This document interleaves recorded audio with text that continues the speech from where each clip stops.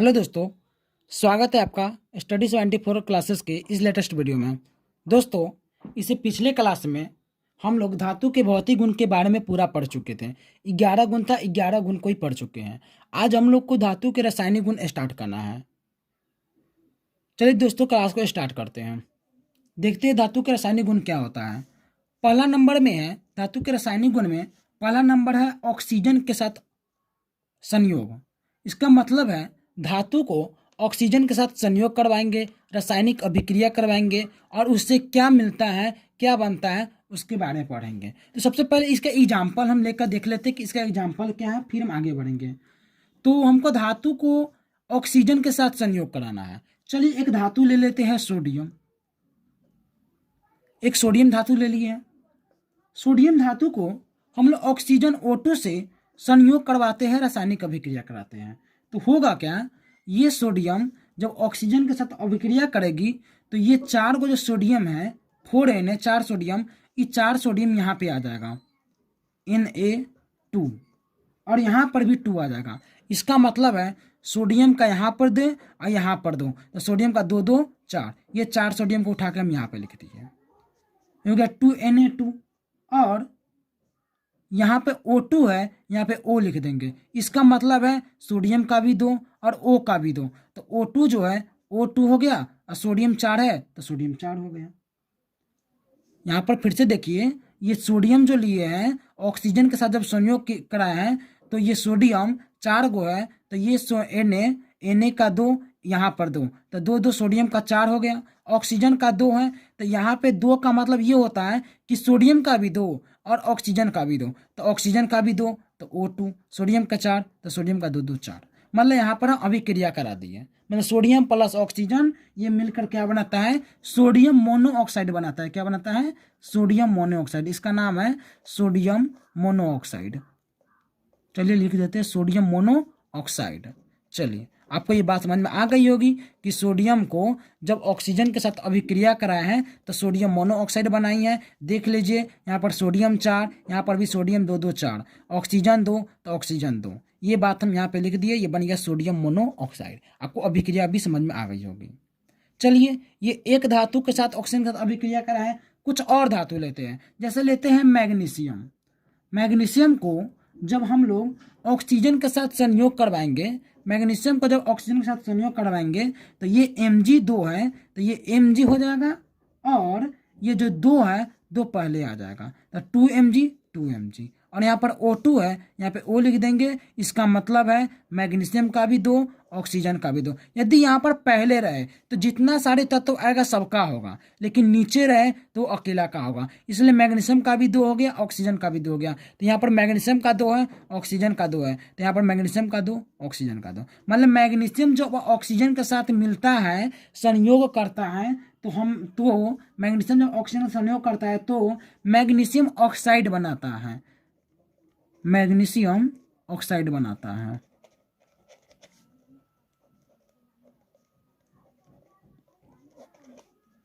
Magnesium जब oxygen से अभिक्रिया करती है तो ये मैग्नीशियम ऑक्साइड बना रहा है। पूरा बैलेंसिंग भी देख लिए कि Mg2 तो यहाँ पर Mg2, ऑक्सीजन 2 तो O2। यहाँ पर पूरा बैलेंस में देख लिए कि बैलेंस है कि नहीं है, और इसका नाम है मैग्नीशियम ऑक्साइड।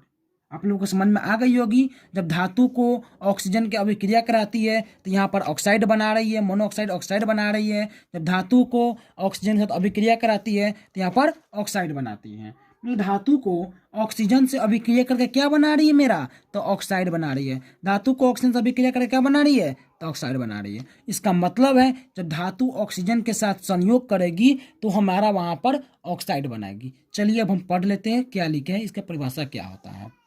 देखिए,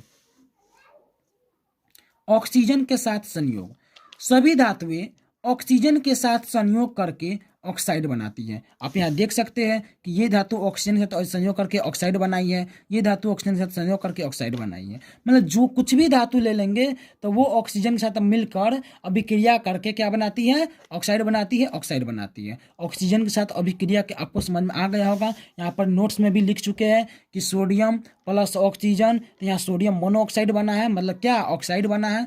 मैग्नीशियम प्लस ऑक्सीजन क्या बना है, मैग्नीशियम ऑक्साइड बना है। समझ में आ गया होगा कि ये क्या होता है। ये जो सोडियम मोनोऑक्साइड बनाया है, मैग्नीशियम मोनोऑक्साइड बनाया है, मैग्नीशियम ऑक्साइड, ये सब होता क्या है, ध्यान से समझिएगा। ये सोडियम जो मोनोऑक्साइड ये ऑक्साइड बनाया है ये, और ये जो ऑक्साइड बनाया है ये ऑक्साइड सब मतलब धातु जो है ऑक्सीजन के साथ अभिक्रिया करके ऑक्साइड बनाती है।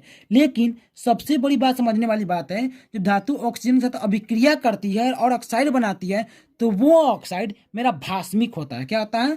भास्मिक। आप लोग इसे पिछले क्लास में मतलब पिछले चैप्टर में पूरे भास्मिक के बारे में, अम्ल भस्म लवण के बारे में पूरे बढ़िया से पढ़ चुके हैं। मतलब जो ये होता है ऑक्साइड, वो ऑक्साइड मेरा क्या होता है? भास्मिक होता है। मतलब ये भी ऑक्साइड भास्मिक है, ये भी ऑक्साइड भास्मिक है, ये भास्मिक है, भास्मिक है। धातु के ऑक्साइड कैसा होता है? भास्मिक होता है। हम यहाँ पे लिखे हैं धातु के ऑक्साइड भास्मिक होते हैं। अब आगे देखिए, कुछ ऑक्साइड जल में घुलकर क्षार बनाते हैं। कुछ ऑक्साइड जल में घुलकर क्षार बनाते हैं। जैसे कुछ ऑक्साइड लेते हैं और उसको जल में घुलाते हैं। चलिए हम लेते हैं पहला नंबर ऑक्साइड को यहाँ पर हम चले ले लेते हैं। ऑक्साइड हम ले लेते हैं Na2, हम यही वाला ले लेते हैं Na2O। ये ऑक्साइड है। ऑक्सीजन ऑक्साइड को जब जल में मिलाएंगे H2OH में तो क्या बनेगा? Na2 है, Na सोडियम 2 है तो यहाँ पर Na यहाँ पे 2 लिख देंगे तो 2 सोडियम हो गया। ये Na2 को यहाँ पे 2 सोडियम की तरह सोडियम यहाँ पे लिख दिया है। चलिए लिख दिया। अब देखिए यहाँ पर O जो है, यहाँ पर O ये वहाँ पर उतार देंगे। H2 यहाँ पर H2 उतार दिए। यदि अब इसको बैलेंस करना सीखें तो इसका मतलब है H2 ऑक्सीजन 1, लेकिन यहाँ पर ऑक्सीजन 2 है, सोडियम 2 है, हाइड्रोजन 4 है तो यहाँ पे 2 लगा देंगे तो हाइड्रोजन 2 2 4, तो हाइड्रोजन 2 2 4 हो गया, ऑक्सीजन 2 हो गया, ऑक्सीजन 2 हो गया। मतलब यहाँ पे ऑक्साइड जो ये है, ये ऑक्साइड जल के साथ अभिक्रिया कराती है तो क्या बनाती है? ये मेरा क्षार बनाया है, AQ बनाया है, क्षार बनाया है, ये क्षार है मेरा। समझ में आ गया होगा कि जब ऑक्साइड जल के साथ अभिक्रिया करती है तो क्या बनाती है? क्षार बनाती है, क्षार बनाती है। समझ में आया आपको? यहाँ पर हम अभी एग्जाम्पल लेके समझाया है कि ये ऑक्साइड जल के साथ अभिक्रिया कराई है तो यहाँ पर मेरा क्षार बनाया है। चलिए हम नोट्स में इसको देख लेते हैं। धातु के ऑक्साइड भास्मिक होते हैं, ये बात बता दिए। कुछ ऑक्साइड जल में घुलकर क्षार बनाते हैं। जैसे यहाँ पर एग्जाम्पल में भी लिखे हैं Na2O जो मेरा ऑक्साइड यहाँ पर है, इस ऑक्साइड को यहाँ पे लिखे हैं जब जल के साथ अभिक्रिया करा है तो ये मेरा क्षार बनाया है, AQ बनाया है। K2O जो मेरा ऑक्साइड है जल के साथ अभिक्रिया करके क्या बनाता है? क्षार बनाता है। CO जो ऑक्साइड है जल के साथ अभिक्रिया करके क्या बनाता है? क्षार बनाता है। लेकिन यहाँ पे ये भी ऑक्साइड जल के साथ अभिक्रिया करके क्या बना रहा है? क्षार बना। लेकिन सबसे बड़ी बात, सारे ऑक्साइड जल के साथ अभिक्रिया करके क्षार नहीं बनाएगा, कुछ ही ऑक्साइड बनाएगा। सारे ऑक्साइड मिलकर जल के साथ अभिक्रिया करके क्षार नहीं बनाता है, कुछ ऑक्साइड ऐसा है जो बनाता है। हम 3 एग्जाम्पल देकर बता भी दिए हैं कि यही ऑक्साइड है जो जल के साथ अभिक्रिया करती है और क्षार बनाता है। हम यहाँ पे लिखे भी है कुछ ऑक्साइड, सारे ऑक्साइड नहीं, कुछ ऑक्साइड जल में घुलकर क्षार बनाते हैं। समझ में आ गई होगी कि जब ऑक्साइड जल के साथ अभिक्रिया कराती है तो क्या बनाती है? क्षार बनाती है। समझ में आया आपको ये क्या बात है? चलिए अब आगे बढ़ते हैं कि अपना मन से कुछ ऑक्साइड लेते हैं। जैसे ऑक्साइड ले लिए Al2O3, ये ऑक्साइड है। ZnO मतलब जिंक वाला ऑक्साइड, जिंक मतलब PbO, ये सब मेरा ऑक्साइड है। ये ऑक्साइड क्या करेगा? ये ऑक्साइड, इस ऑक्साइड में क्या होता है? इस ऑक्साइड में अम्ल का भी गुण होता है, भस्म का भी गुण होता है। अम्ल का भी गुण होता है, भस्म का भी गुण है। ये ऑक्साइड में अम्ल का भी गुण है, भस्म का भी गुण है। इस ऑक्साइड में अम्ल का भी गुण है, भस्म का भी गुण है। इस ऑक्साइड में अम्ल का भी गुण है, भस्म का भी गुण है। इसका मतलब क्या होता है? चलिए ZnO जो जिंक का ऑक्साइड है इसको लेते हैं, ये ले लिए। तो क्या करते हैं, ये जिंक के ऑक्साइड में हम लोग क्या करते हैं? HCl अम्ल को मिलाते हैं और देखते हैं ये दोनों मिलता है कि नहीं। ये जिंक के ऑक्साइड को जब अम्ल के साथ अभिक्रिया कराते हैं तो क्या बनता है? देखिएगा, ये Zn यहाँ पर आ जाएगा, ये Cl यहाँ पे आ गया, Zn यहाँ पे 2HCl लेते हैं तो ये Cl2 लिख दिए, ZnCl2 प्लस H2O। यहाँ पर Zn यहाँ पर आ गया, Cl2 यहाँ पर आ गया, प्लस H2 तो H2 और ऑक्सीजन बच रहा है, यहाँ पर ऑक्सीजन उठ के चला है। तो यहाँ पर जिंक को अम्ल के साथ अभिक्रिया कराया तो देखिए तो अभिक्रिया किया है कि नहीं किया है? मतलब जिंक के ऑक्साइड में अम्ल का भी गुण होता है। समझ में आया? अब लेते हैं भस्म के साथ अभिक्रिया, कि जब अम्ल को भस्म के साथ अभिक्रिया कराएंगे तो क्या होता है। तो यहाँ पे लेते हैं ZnO, जिंक के ऑक्साइड, भस्म लेते हैं 2NaOH, ये मेरा भस्म है। जब जिंक को भस्म के साथ अभिक्रिया कराते हैं तो देखिए क्या बनता है। जब जिंक को भस्म के साथ अभिक्रिया कराएंगे तो ये Na जो दूगो है, ये Na2 यहाँ पर उठ के चला आएगा, Na2 हो गया, ध्यान से समझिएगा। फिर यहाँ पर Zn है, यहाँ पर Zn लिख देंगे, Zn लिख दिए। और यहाँ पर जो O यहाँ पर 2 है, ये O यहाँ पर O2 लिख देंगे। और यहाँ पर H2 तो यहाँ पर H2 लिख देंगे। और ये O है, यहाँ पे O लिख देंगे। मतलब यहाँ पर जिंक ऑक्साइड को जब भस्म के साथ अभिक्रिया कराते हैं तो यहाँ पर अभिक्रिया करती है और जल बनती है। तो यहाँ पर ये जिंक के ऑक्साइड में भस्म का भी गुण है, जिंक के ऑक्साइड में अम्ल का भी गुण है कि अभिक्रिया कर लेता है, जिंक के ऑक्साइड में भस्म का भी गुण है कि अभिक्रिया कर लेता है। तो यहाँ पर भी अभिक्रिया कर रहा है, यहाँ पर भी अभिक्रिया करता है। मतलब ये सारे ऑक्साइड में अम्ल का भी गुण होता है, भस्म का भी गुण होता है। और जिस ऑक्साइड में अम्ल का गुण होता है, भस्म का गुण होता है, तो वैसे ऑक्साइड को हम लोग द्विधर्मी ऑक्साइड कहते हैं। कौन सा ऑक्साइड कहते हैं? द्विधर्मी ऑक्साइड। वैसा ऑक्साइड जिसमें अम्ल एवं भस्म दोनों का गुण हो, अम्ल एवं भस्म दोनों का गुण हो, तो ऐसे ऑक्साइड को ZnO को Al2O3 को, मतलब ऐसे ऑक्साइड को हम लोग द्विधर्मी ऑक्साइड कहते हैं। चलिए परिभाषा देख लेते हैं।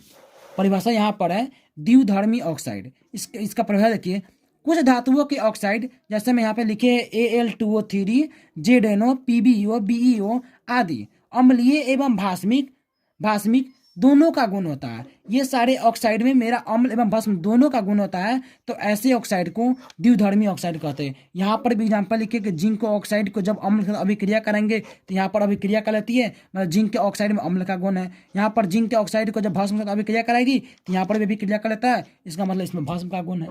अब अभिक्रिया को यदि हम चाहे तो समझ सकते हैं ऐसे भी, ये बात को हम यहाँ पे लेते हैं। देखिए ZnO प्लस 2HCl। अब देखिए ये Zn को उठा के यहाँ पर Zn लिख दिए। यहाँ पर इसका मतलब है 2HCl का मतलब इंच का भी 2, Cl का भी 2। तो Cl का कितना है? 2। तो Cl का 2 उठा के यहाँ पर Cl का 2 लिख दिए। और H का 2, तो H का 2 यहाँ पे लिख दिए। O को यहाँ पे लिख दिए। यही बात तो यहाँ लिखे है। यहाँ पर अभिक्रिया करके भी बता दिए कि कैसे क्या है। मतलब यहाँ पर जिंक की ऑक्साइड जब अम्ल से अभिक्रिया कराती है, यह पूरा अभिक्रिया कर रहा है, इसलिए हम बोलेंगे कि जिंक के ऑक्साइड में अम्ल का गुण है। जिंक के ऑक्साइड में किसका गुण है? अम्ल का गुण है। अब चलते हैं भस्म की तरफ। ZnO भस्म लेते हैं 2NaOH, ये भस्म का हो गया ऑक्साइड, भस्म हो गया। तो अभिक्रिया कराते हैं तो ये Na सोडियम 2 है, ऑक्सीजन 2 है, हाइड्रोजन 2 है, तो सोडियम Na2 लिख देते हैं, लिख दिए Na2। और यहाँ पे जो जिंक Zn है, जिंक को Zn यहाँ पे लिख दिए। और यहाँ पर O2 को है, O2 को यहाँ पे लिख देते हैं प्लस। और H2 है तो H2 को यहाँ पे लिख दिए, और ये O को यहाँ पे उठा कर लिख दिए। यहाँ पर अभिक्रिया करके भी बता दिए, यहाँ पर भी अभिक्रिया करके बता दिए। मतलब जिंक के ऑक्साइड में अम्ल के साथ भी अभिक्रिया करता है। मतलब क्या है? जिंक के ऑक्साइड में अम्ल का गुण है। जिंक के ऑक्साइड में जब भस्म से अभिक्रिया करता है और यहाँ पे बना रहा है, इसका मतलब क्या है? जिंक के ऑक्साइड में भस्म का भी गुण है। और जिस ऑक्साइड में अम्ल एवं भस्म दोनों का गुण होता है, वैसे ऑक्साइड को हम लोग द्विधर्मी ऑक्साइड कहते हैं।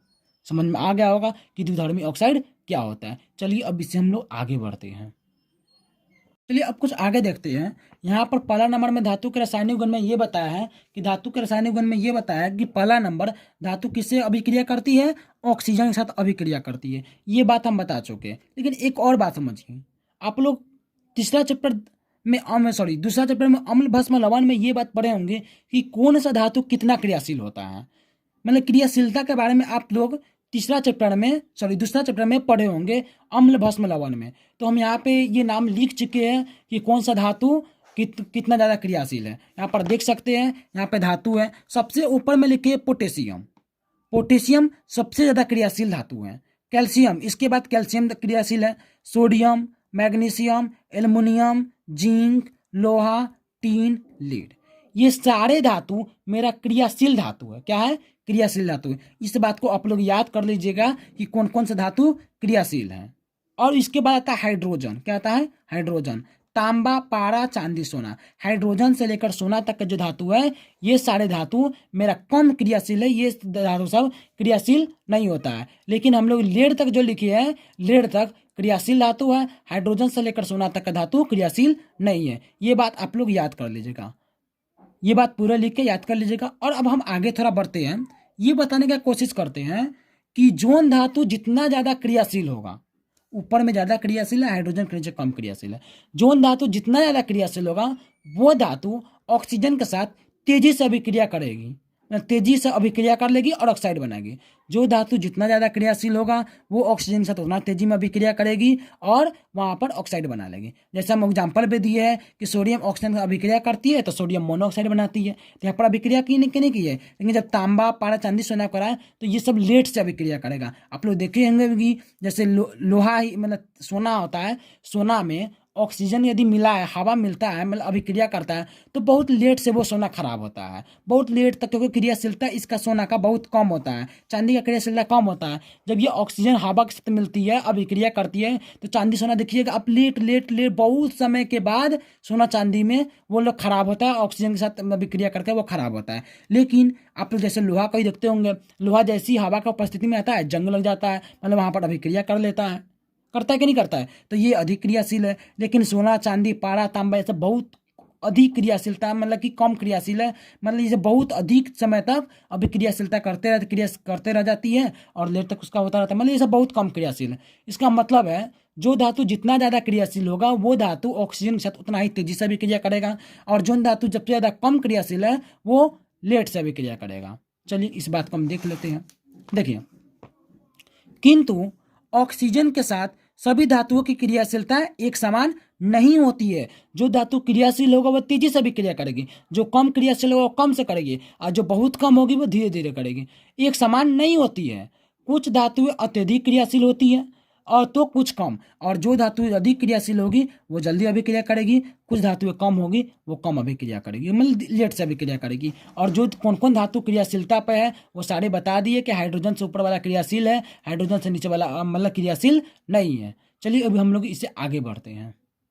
आप लोगों को क्रियाशीलता के बारे में पूरा बता दिए कि कौन सा धातु कितना क्रियाशील है, और जो धातु जितना ज़्यादा क्रियाशील होता है वो धातु ऑक्सीजन के साथ उतना ही तेजी से अभिक्रिया करते हैं। चलिए कुछ इसमें से धातु को उठाते हैं और देखते हैं वो कितनी ज़्यादा क्रियाशील और कैसे अभिक्रिया करती है। चलिए आगे बढ़ते हैं, देखते हैं कि कैसे कौन सा धातु कितना तेज अभिक्रिया करती है। चलिए सबसे पहले हम लिए हैं सोडियम एवं पोटेशियम।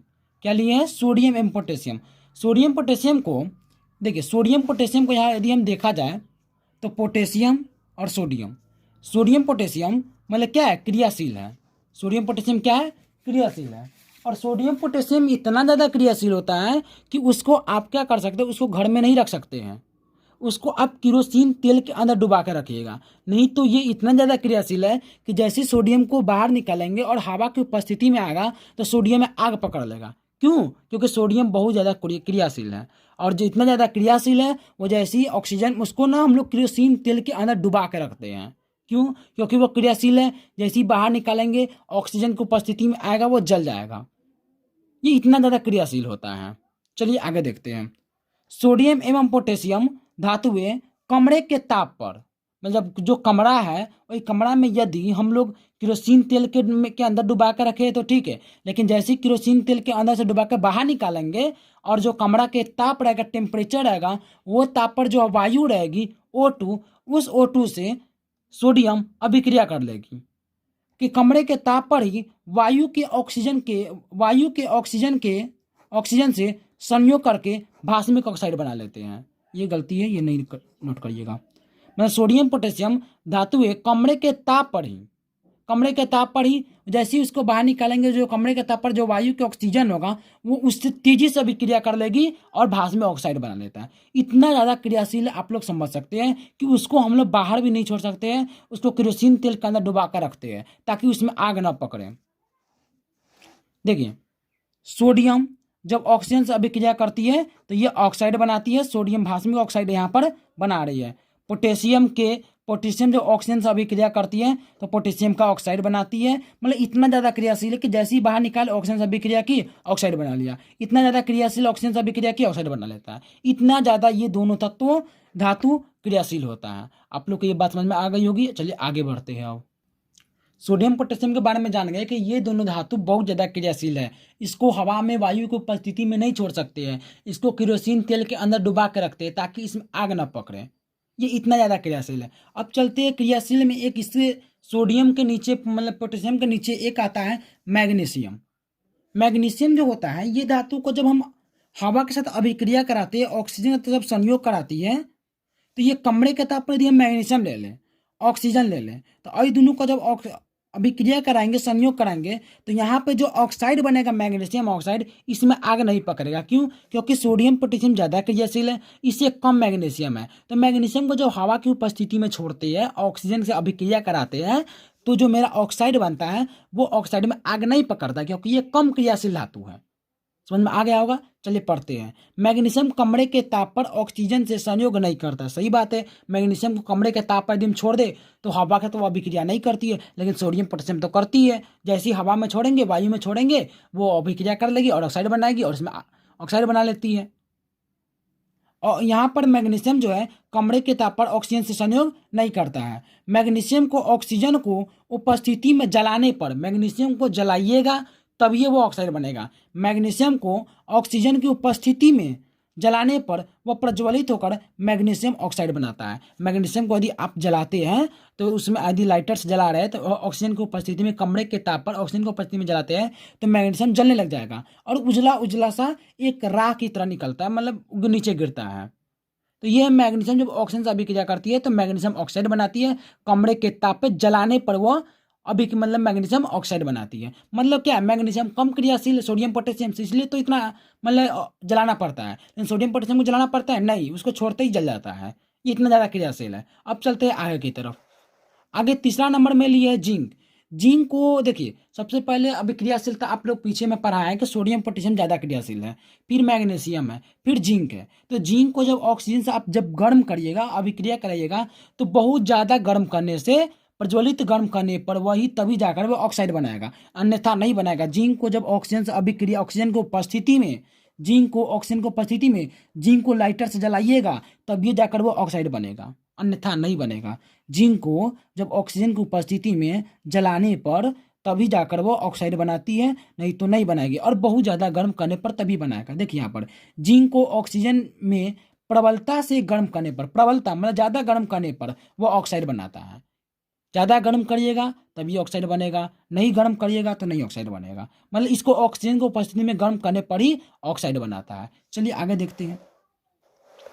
आगे देखिए, आगे हम लोग का यहाँ पर आप लोग जिंक तक का पूरा पढ़ चुके कि जिंक के साथ क्या है, और हम लोग का ऑक्सीजन का जो ये है, क्या बोलते हैं, ऑक्सीजन के साथ जो अभिक्रिया है वो हम पूरा पढ़ चुके हैं। अब चलते हैं धातु के रासायनिक गुण में 2 नंबर में। किस नंबर में? 2 नंबर में।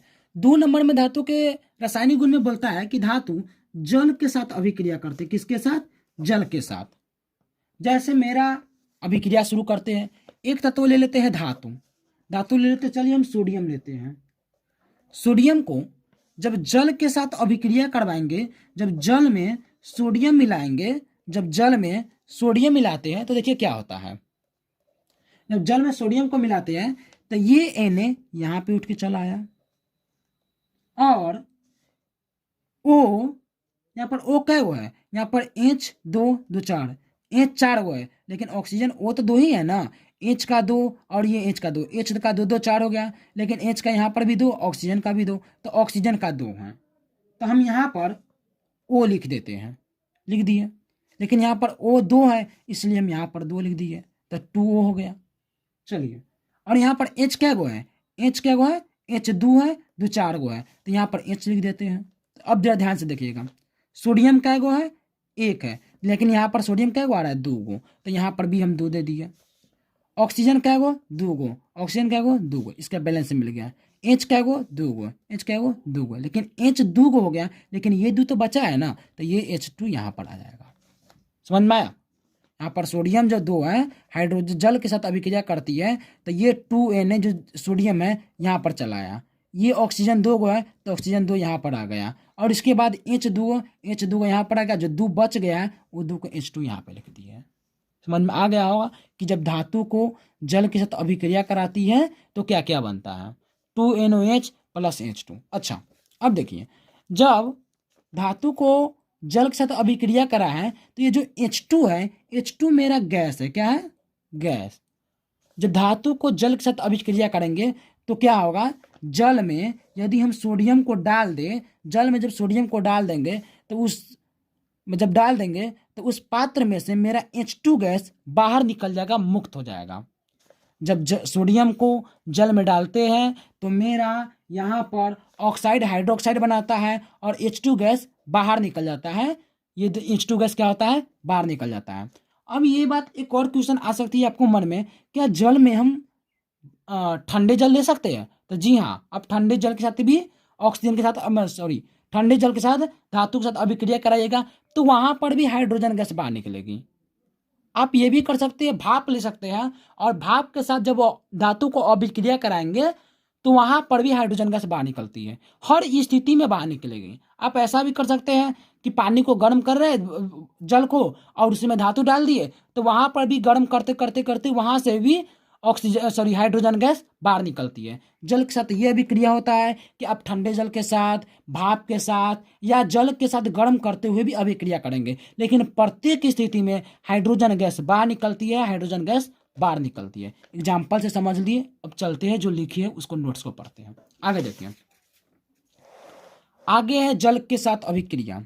देखिए, विभिन्न धातुओं की जल के साथ अभिक्रिया भिन्न भिन्न वेग से होती है। ये भी सही बात है, जो धातु जितना ज्यादा क्रियाशील होगा वो धातु तेजी से अभिक्रिया करेगी और जो धातु कम क्रियाशील होगा वो धीरे धीरे लेट से करेगी। मतलब सबका वेग एक समान कभी भी हो ही नहीं सकता। जो धातु जितना ज्यादा क्रियाशील है वो तेजी से अभिक्रिया करेगी, जो कम है वो कम अभिक्रिया कर लेट से करेगी। सही बात है कि वो इसका जब क्रियाशीलता ही समान नहीं है तो उसका वेग भी समान नहीं होगा, एक समान कभी नहीं हो सकता है। वही बात लिखा है, विभिन्न धातुओं की जल के साथ भी अभिक्रिया भिन्न भिन्न वेग से होती है। सही बात है, अलग अलग वेग से होगी। कुछ धातुएं ठंडे जल के साथ, बता भी दिए कि कुछ धातुएं ठंडे जल के साथ जल से अभिक्रिया कर लेती है, तो कुछ धातुओं को जल के साथ गर्म करने पर, जल के साथ गर्म करिए कुछ धातुओं को, तब अभिक्रिया करता है। और जबकि कुछ धातुओं भाप के साथ अभिक्रिया करती है, कुछ धातुएं ठंडे जल के साथ, कुछ धातुएं गर्म जल के साथ अभिक्रिया करती है। गर्म कर रहे और वहां पे धातु डाले तो उसके साथ अभिक्रिया करेगी। और कुछ धातु क्या करती है? भाप के साथ अभिक्रिया करती है। किंतु हर स्थिति में H2 गैस क्या होती है? मुक्त होती है। प्रत्येक स्थिति में H2 गैस मुक्त होती है एवं इन धातुओं के ऑक्साइड या हाइड्रोक्साइड बनते हैं। ये बात भी बता दिए हैं कि जब धातु अभिक्रिया करेगी जल के साथ तो हाइड्रोजन गैस मुक्त करेगी और क्या बनाएगी? ऑक्साइड और हाइड्रोक्साइड बनाएगी। चलिए अब हम लोग कुछ एग्जाम्पल लेके समझ जाते हैं। पहले लेते हैं ठंडे जल के साथ अभिक्रिया। कौन सा लेते हैं? ठंडे जल लेते हैं और ठंडे जल में धातु को मिला देंगे और मिलाने पर देखते हैं कि हाइड्रोजन गैस कितना तेजी से निकलता है, क्या होता है। चलिए हम यहाँ पे आगे बढ़ते हैं। पहला नंबर लिया ठंडे जल के साथ अभिक्रिया। सोडियम मेरा बहुत ही ज्यादा क्रियाशील है। सोडियम को जब जल के साथ अभिक्रिया कराएंगे तो यहाँ पर 2NOH बनाएगा और H2 गैस तेजी से बाहर निकलेगा। क्यों? क्योंकि सोडियम जो है मेरा बहुत ही ज्यादा क्रियाशील है, इसलिए तेजी से बाहर निकलेगा। लेकिन सोडियम जो है ठंडे जल के साथ अभिक्रिया करेगी। पोटेशियम भी जल के साथ अभिक्रिया करेगी और जब अभिक्रिया कर लेती है तो 2OH बनाती है और H2 गैस तेजी से बाहर निकलेगी, क्योंकि पोटेशियम भी जो होता है अत्यधिक क्रियाशील है और अत्यधिक क्रियाशील होने के कारण यहाँ पर हाइड्रोजन गैस बाहर तेजी से निकलेगी। कैल्शियम जब जल के साथ अभिक्रिया करती है तो यहाँ पर भी CaOH2 बनाता है और H2 गैस बाहर निकलता है। अब दिख रहा होगा, H2 गैस बाहर निकलता है। मतलब ये जो तीनों धातु के बारे में लिखे हैं, ये तीनों धातु कौन सा जल के साथ अभिक्रिया करती है? ठंडे जल के साथ अभिक्रिया करती है। समझ में आ गई होगी। चलिए आगे बढ़ते हैं। अब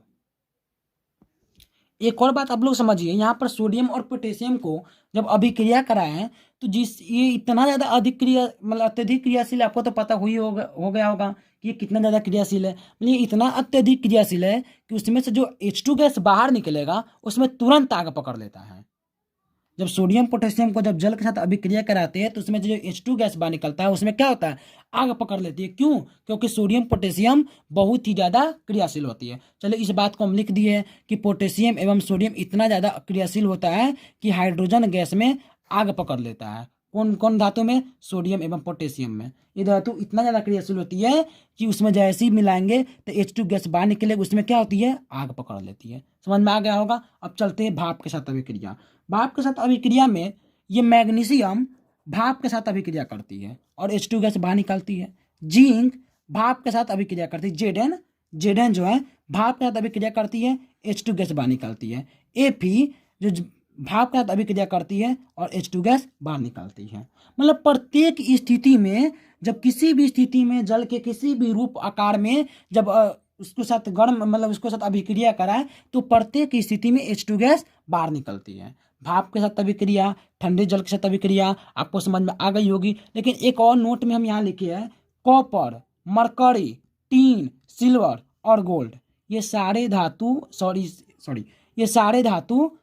ये सारे धातु है, लेकिन ये सारे धातु जल के साथ अभिक्रिया नहीं करता है। हम क्या बताएं, जल के साथ अभिक्रिया करके हाइड्रोजन गैस मुक्त करेंगे। लेकिन आप लोग तो गोल्ड तो देखे होंगे ना, क्या आप लोग देखे होंगे जब गोल्ड को जब ऑक्सीजन मतलब जल में डालते होंगे कि वहाँ पर H2 गैस बाहर निकलती है? आप लोग कभी देखे हैं? नहीं निकलती है, मतलब वहाँ पर अभिक्रिया नहीं करती हैं।